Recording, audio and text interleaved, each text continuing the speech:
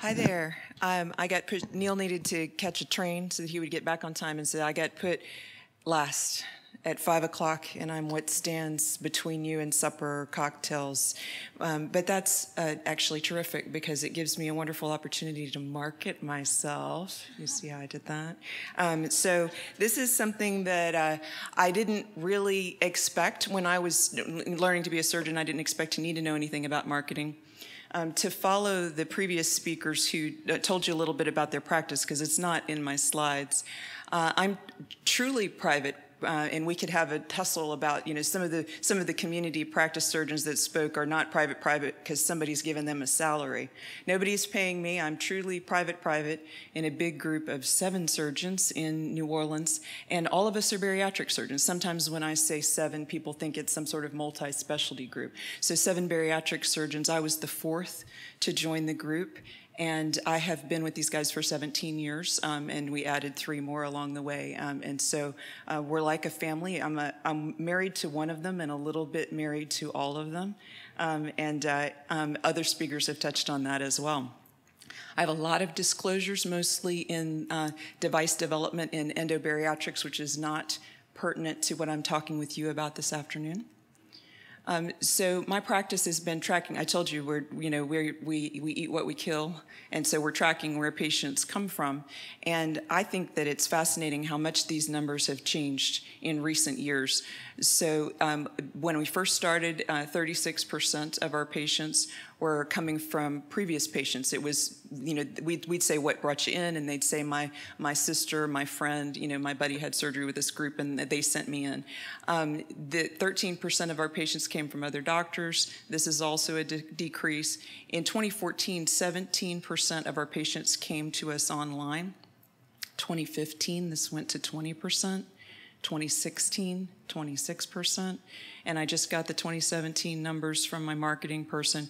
46% of our patients came from the internet. So this is a huge, we used to think if we just were nice to people and did good surgery and had good results and good customer service that the business would thrive. And you have to have a presence online now, and that's a big change in the last 5 years.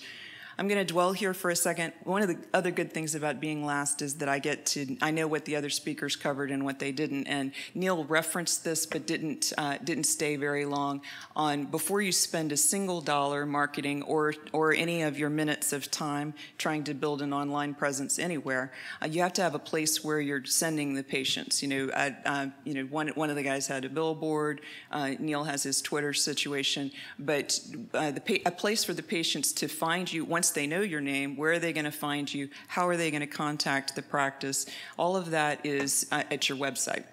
And so before you spend too much money other places, you need to be sure that you have a good search engine optimized website with contact forms and also pleasant people on the other end of the line, of the telephone line, and things like that. My Twitter feed actually runs on the homepage of this website. Also a moment on search engine optimized content.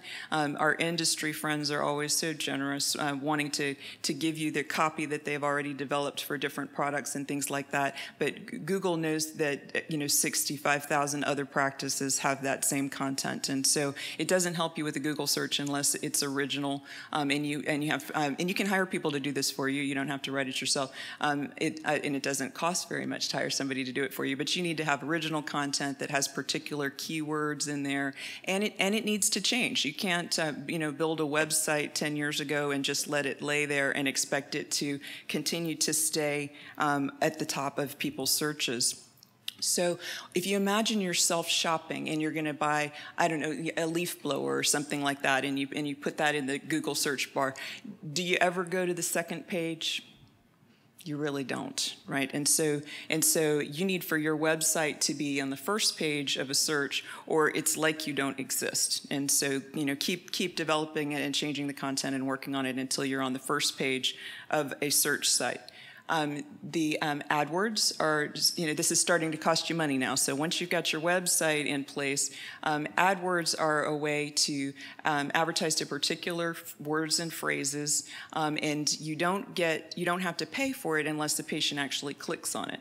And so, one of my partners tried to kind of challenge me. He said, "I've got more money than you do, and I'll beat you every time." And I said, as long as I'm right there beside you, if they click on you instead of me, that's cool. But if they saw my name, then at least it had some value to me. And so, and also once upon a time, I had a company trying to explain to me that I was the #1 person in my community for a term that nobody would ever search. And so be careful when people are giving you feedback about how well you're doing on a particular term.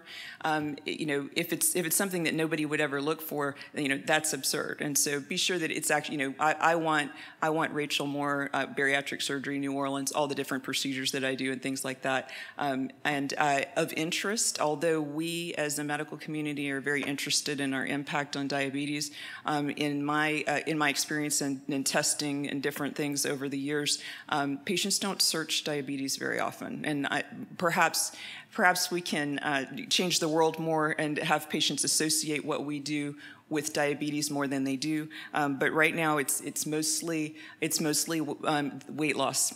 Weight loss is what patients are searching for, and so you want to be advertising to those sorts of terms.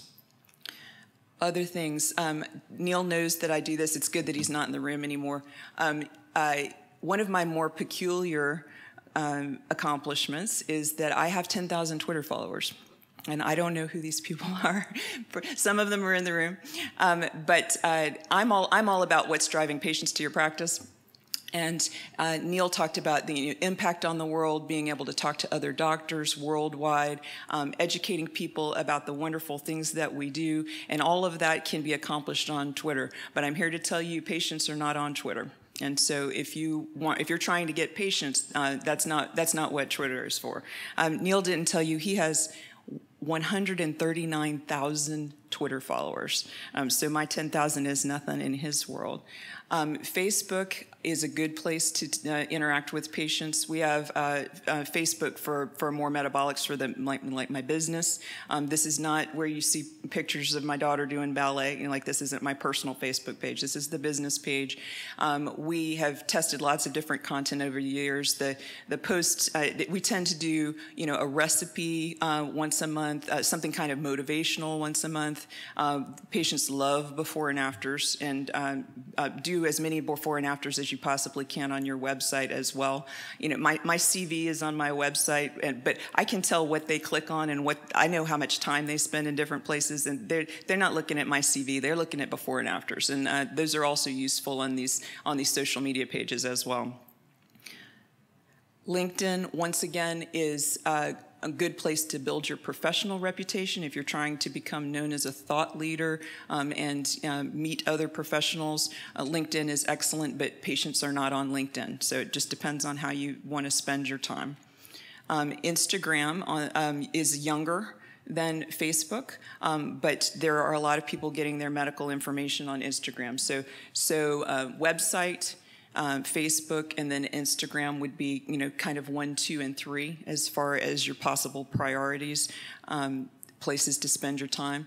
Ooh, the green is hard to read there for you guys. This cost me nothing except that it's an exceedingly long email address, and I get tired of having to recite it to people. But on all the places where your email is, like the school phone directories and sending emails to people and every place everywhere, it dawned on me about 3 years ago that I wasn't using my website email address, and that was free and an easy way to get the business's name out. So I throw that out there as a suggestion. People are always watching what's going on ranking sites, worried about somebody leaving a bad comment about them, and that's certainly something you need to keep surveillance on. But your rankings on different sites like Yelp and all the other ones that rank doctors can also help with your search engine optimization. So that's something that you can, if you have somebody that you know is happy, you could solicit reviews about your practice on these websites and places, and it can help you with your work. There is good old-fashioned print media. I'm told that in some markets, radio is useful.